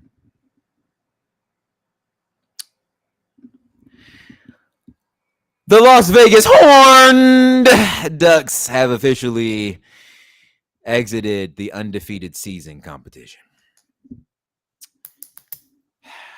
We will There's not be only one season. name etched on the undefeated list. And that is Ronald Isley's tax returns. Trying to get back to his championship. Let me preface it with this. There's a lot of football left to be played. Yeah, we know you some frauds. But people like you, y'all thought that this team was weak. I still do. This team, top to bottom, has a lot of talent, and I still have assets to go get anything that I need. If there's something that I want, I have the assets to go get it. Don't nobody want nobody that you got on your roster. Anything that I let these teams go 0-6. Let shits and grins go 0-5 and start having to fire sell. I got the money to go get whatever I want. So do I, so long as Rojo keep doing it. Yo, Rojo start winning, I'm selling his first round pick fast. Like if he keep winning, fuck it. I'm gonna send his first round pick for somebody. Akili, I know Juwan Jennings not scoring 3 touchdowns, but here's the thing: if you took all 50 points away from him, I still win this week.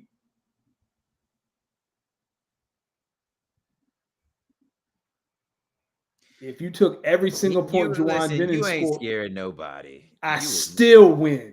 You is not scared. That's what I'm saying. You can huff and you can puff, but you are not blowing nobody house down. Shit. All right. We're just gonna over here. We're gonna be over here chilling. It's gonna be what it's gonna be. I'm telling you right now.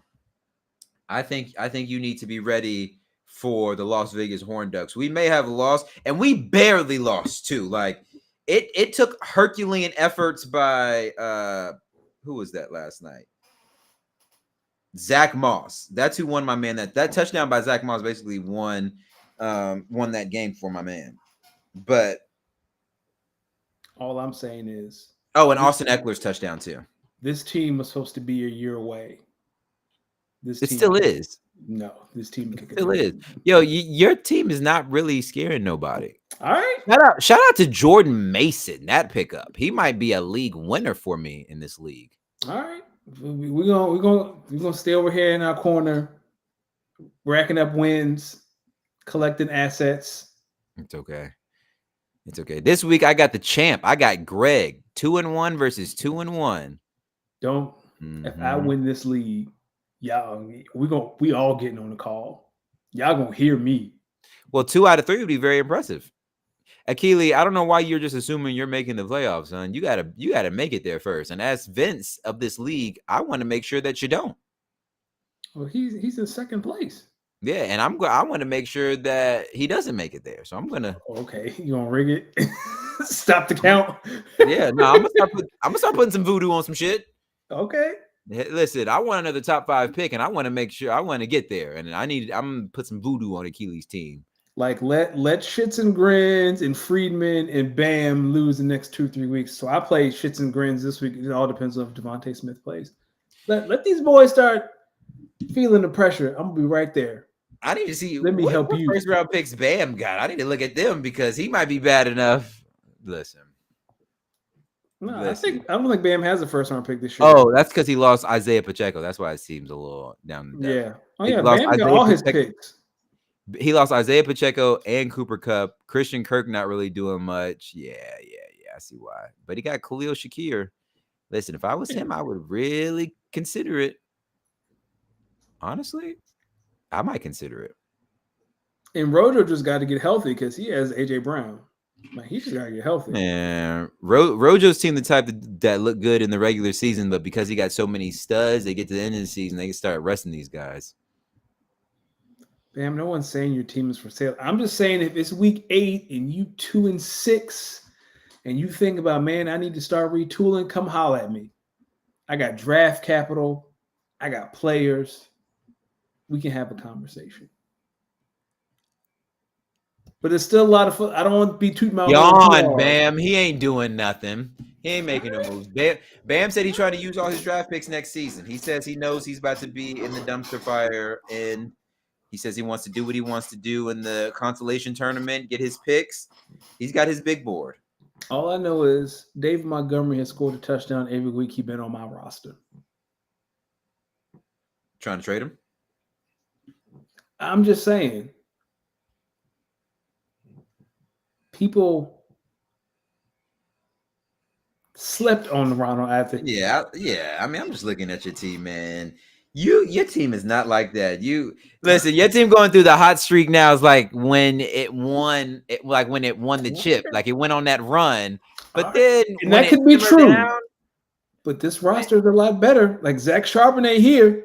Because Kenneth Walker is hurt. It don't matter when Kenneth get back. That's Zach's job now. No, it's not. That's Zach's job now. Marvin Harrison. What narrative are you pushing? No, it's not. Yes, it is. Zach has scored. All right.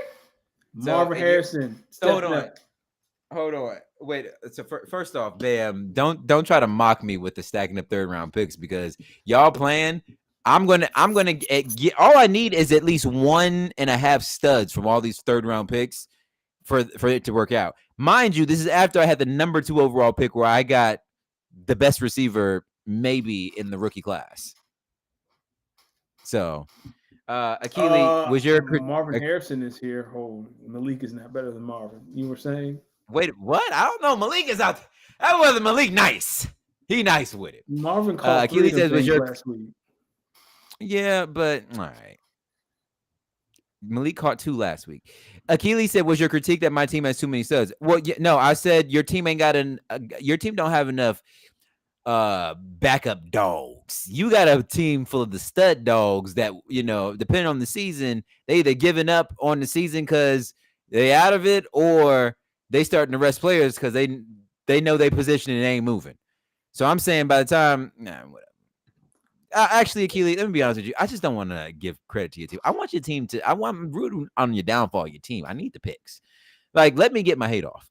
Ron asks, first off, Ben, Ron is let's tax returns. I don't even know who that is. Are you dyslexic? Because if so, that's fine. Second, my brother, stay off the weed. Over the life of the league, Bam, I'm willing to bet you have a losing record. You know what I have? A championship. We're not the same. We're not the same, big dog.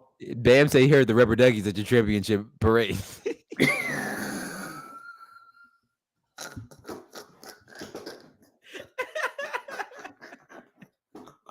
Hey, at least I ain't yanking my joint out the socket. He said, oh man. He said autocorrect. Nah, okay. That's you speaking. That's Ron you. Is let's return. And it's right there in the app. You just gotta go. It's right keyboard there. Keyboard was beating your ass as you was typing that message. Oh, but as someone who has built a championship contender, I can do it again. So am I. I'm building a championship contender. But I've won it. Y'all missing the point. I'm about to. After me, when I'm done, you can have the lead. I don't know. I just don't. I just don't know if I don't know if y'all moving the needle. All right. Let's talk a little NCAA. Don't go waving a championship belt you've never held in my. You've never Yeah, held. that is a real gripe. I never got to hold the championship belt, but that's okay because it's coming home to me this year. Well, here's the thing. Greg never wanted to claim it, so It's at your effectively, house. yeah, it is sitting over top of my fireplace right now. Here's my thing. I still want to know how the belt will get back to me, or if I should just buy one like I do for the redraft league. Just No. buy. So whoever the champ is, it is their responsibility to get the belt to the next champ.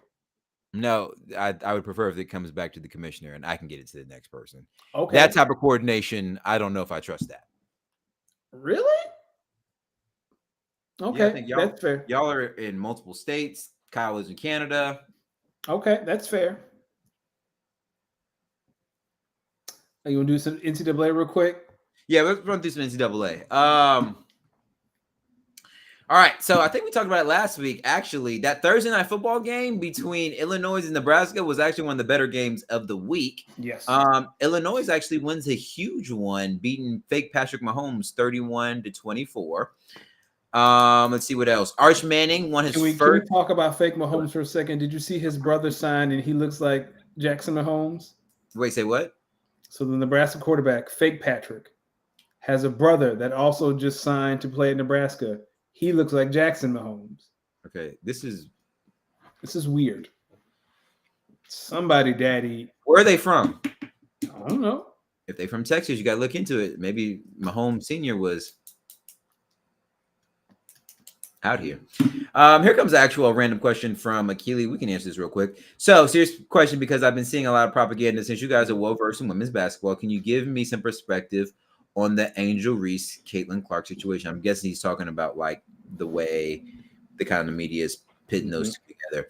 I would say, Akili, it's the media trying to push more eyes to the league in a way that Magic versus Bird did. In order to do that, in my opinion, you have to have the vision, and the quickest way to do that in sports is you make it racially bound. Even though personally, when I watch the games, I don't think it's racial. I just think it's just the competitiveness of the game that goes down if you've played, competitive sports.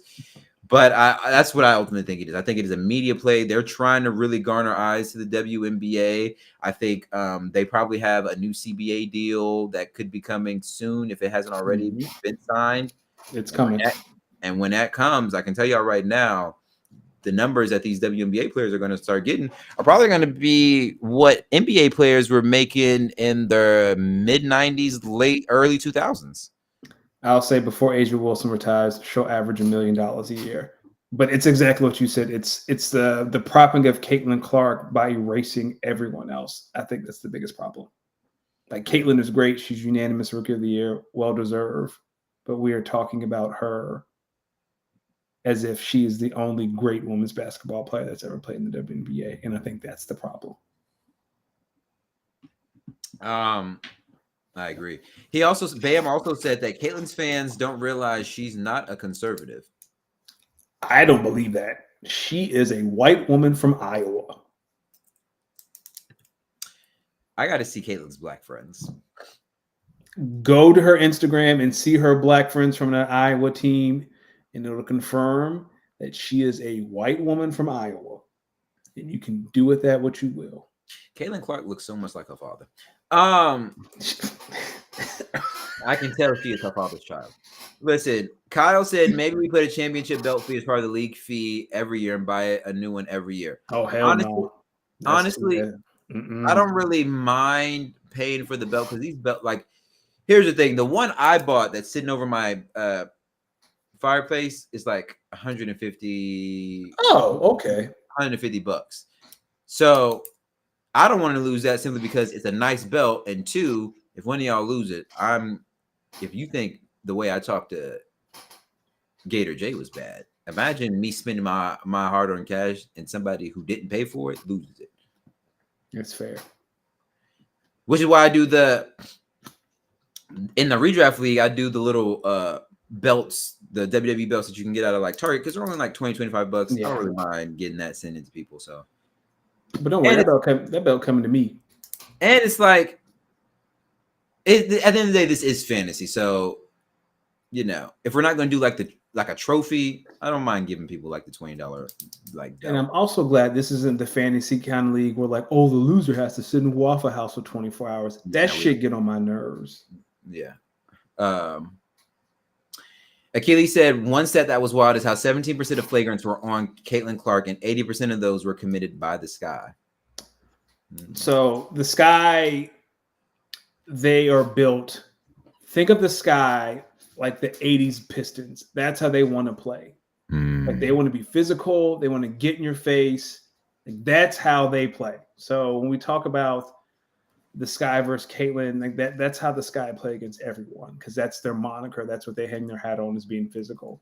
They're a physical brand of basketball. And I'll also say, I do think there are some calls that Caitlin gets that she gets some calls that are upgraded to flagrants that other people won't get because of who she is, right? Like Sabrina right now just got thrown to the floor and it's just a common foul because Sabrina used to be the white girl everyone loved, but now it's Caitlin. So don't nobody give a fuck about Sabrina no more. That's not true. I do. I'm just saying, like if you remember last year, like the whole league was aiming at Sabrina, like she's in the 3-point contest. They make it to the final. She has her sneaker, like Sabrina's the girl. And then here come Kate, and it's like, oh man, it's like Woody. Like, I don't like this toy anymore. Like, don't nobody talk about Sabrina no more. That's that white privilege. It's crazy because it's like, man, there's only gonna be one white woman in the league. Like Sabrina's great too. Like, there's room for everyone. And I think Sabrina better than Caitlin, but I digress. She is. She 100% is better than Caitlin. And they don't want to hear it. Couple things from the chat. So Bam said that Gator J is in the chat saying pull up. I know you're trolling, but on the off chance that you may be listening, Mr. J, just know when I see you, brother, that ass whooping is still being handed out. With interest. Mad interest. I'm going, man, put my foot up this white boy ass. Let's pick a few NCAA games while we can. Look ahead at week 5 in college football.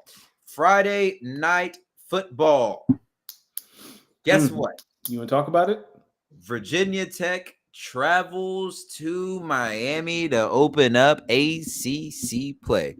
Ladies and gentlemen, I'm going to pick Virginia Tech to win this game out of pure love to my alma mater. Here's what I'm going to say. What the Miami Hurricanes are about to do to the Virginia Tech Hokies on Friday night probably should not be aired on FCC airwaves. And best believe, when this game finishes on Friday, I will be filing an assault lawsuit against the University of Miami, Florida. No, I don't think this is. Listen, you don't think baby Jalen Hurts gets it done? Here's the funny part about Virginia Tech. This game versus Miami is the type of game that we come out and win. I was about to say, this is the game you win. This is the game you come out and win. And not only do you win, like you've sacked Cam Ward 7 times. Handedly. Like we come in and win this game handedly. And it's gonna bug me. Do I think that's gonna happen? No, I honestly think Miami's gonna take care of business, especially at home. ACC opener. It's gonna be on Friday night lights. Yeah, it's gonna be rocking. It's gonna be rocking in Hard Rock Stadium. Well, I'm taking Miami, so it's going to be ugly. Bam said something interesting. He said Colorado may have the best offensive 7-on-7 in the nation. Here's what I'll say, Bam. Colorado is what happens when you go in the college football game and you just recruit the top 15 receivers and go after the number 1 recruit in the nation, and you just hope and pray that they can win routes faster than the defensive line gets to you. That's Colorado offensive football. Because good Lord.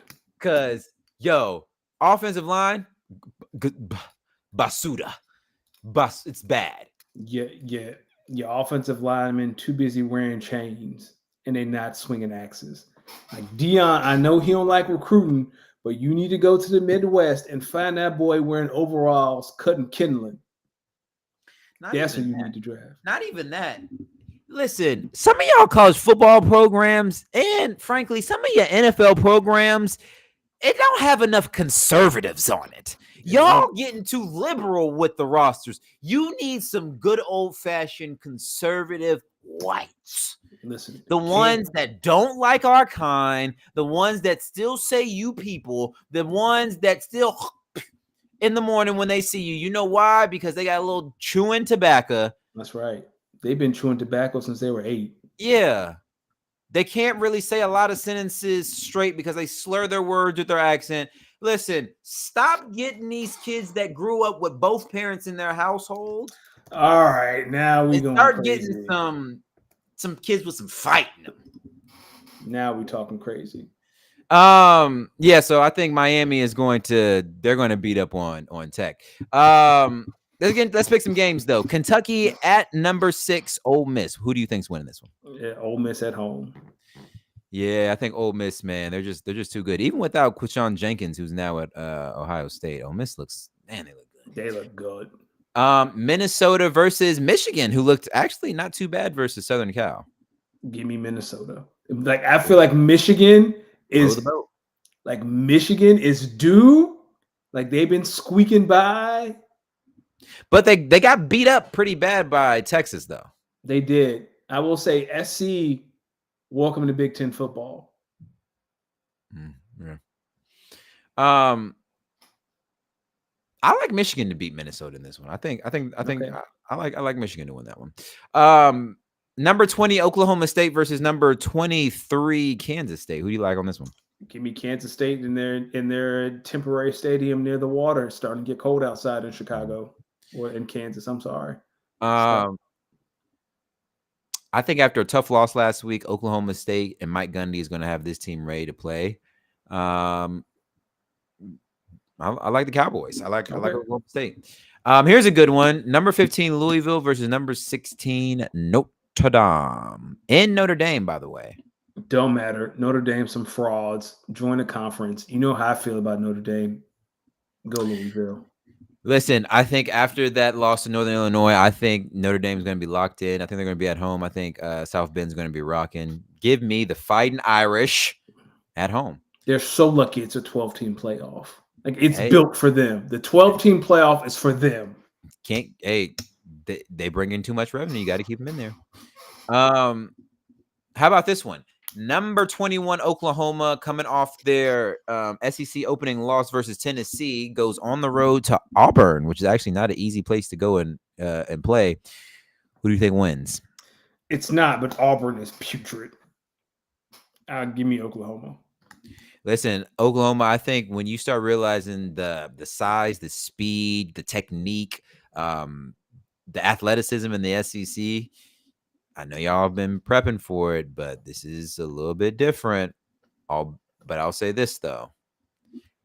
I like Boomer. I like Sooner. Give me OU in this one. Yeah.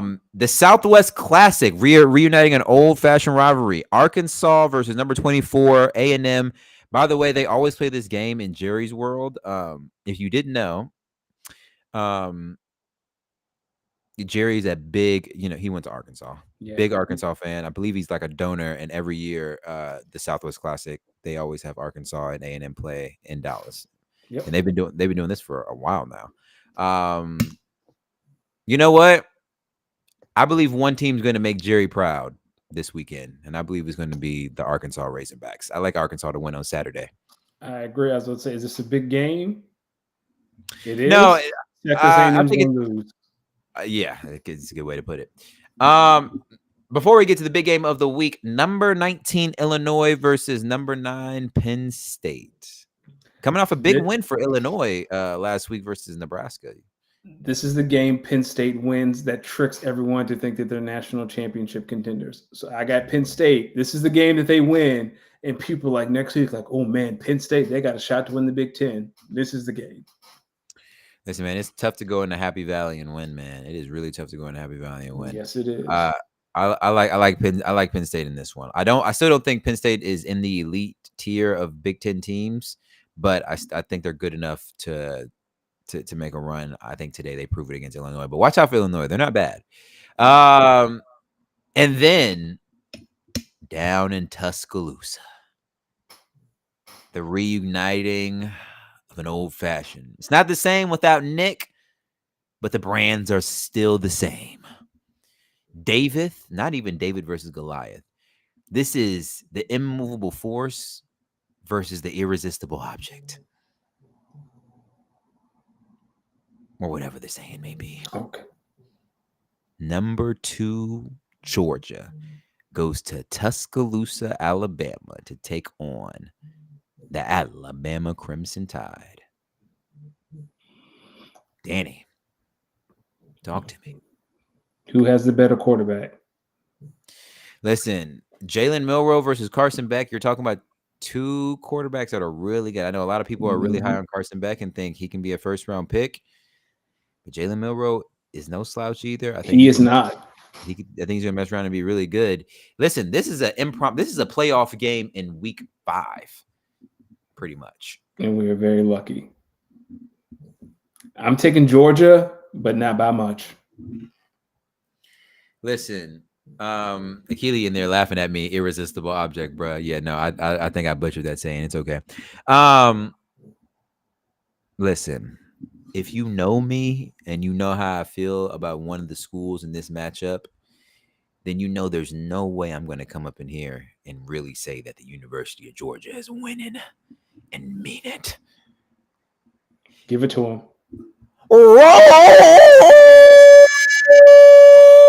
Tide!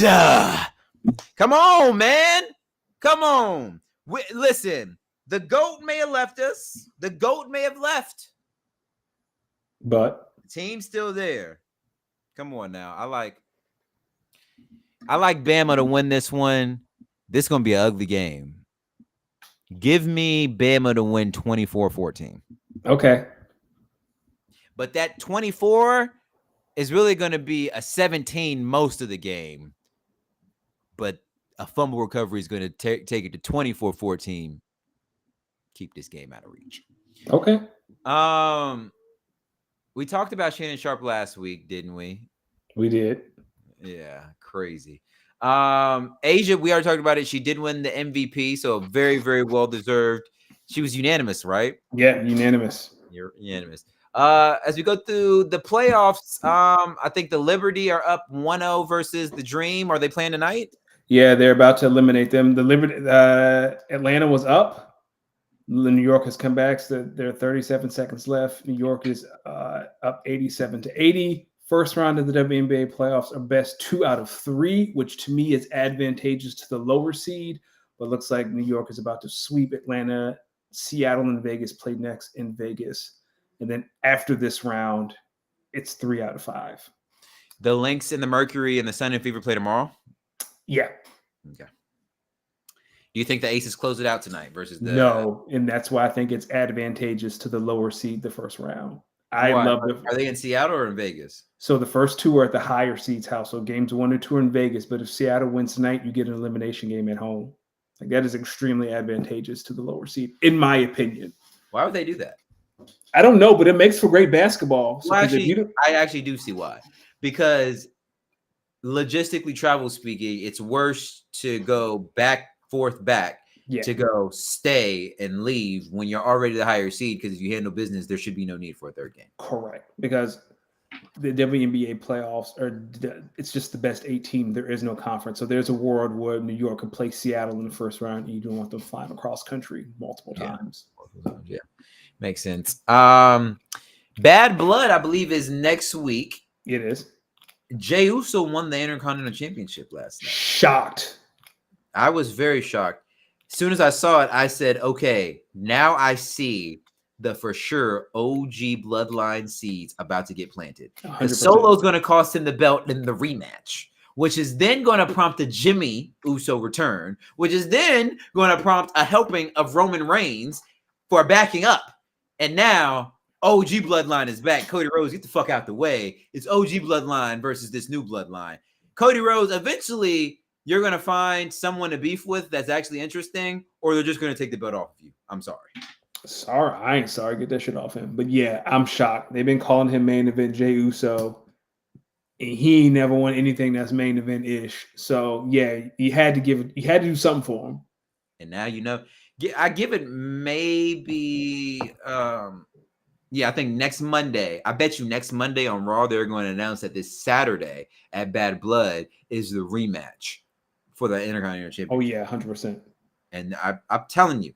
And here's how things going to happen. Solo's going to see Jay in the hallway or something passing. Jay going to say something funny, and then yeet, and Solo's not going to like it. Costing the belt. Calling it right now. Man, what a good show, man. A lot of good football talk. Football, I love when football's back. Football's great. It's some of the best pods we ever have. I'm just sitting there watching the Commanders Bengals game. Wait, the Commanders Bengals game and what was Bills the game? And Jags. No, not the Bills and Jags. I'm talking about the game Sunday. Chiefs Falcons. Mm-hmm. I'm like, man, it's just better with NFL football. You know what's crazy? Do you watch college football on Saturdays? Yes, I do.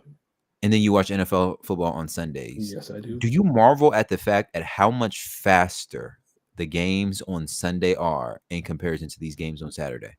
Yes, but in the same breath, I admire how great the crowds are on Saturday compared to Sunday.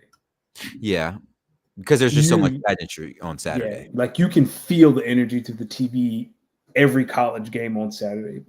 Sunday, it's definitely a business-esque feel, but when you watch the game, it's like, yo, this sport being played at such a high level that like you start realizing not only are these guys crazy fast, but processing some of this information in real time at the speed in which they're processing this information, like it's insane. It's insane, man. It's insane. It is really insane. Yo, let's go back to making rookie quarterbacks sit a year or two. Let's start redshirting our rookie quarterbacks. I'm so glad we're getting back to this. We're slowly getting back to it, but we're getting there. We're getting there. All right. Well, listen, Danny, another great show per usual. Always. Ladies and gentlemen, make sure you follow the pod, Speak On It _pod. Make sure you follow myself at LosDemix. That's LOSDEEMIX. Make sure you follow Danny. Go ahead, give him your socials, Danny. Danny Ocean 41. Danny Ocean 41. As always, we'll be back for episode 159 next week. We'll be back to talk after another great week of football. Make sure that if you do anything, ladies and gentlemen, next week, make sure you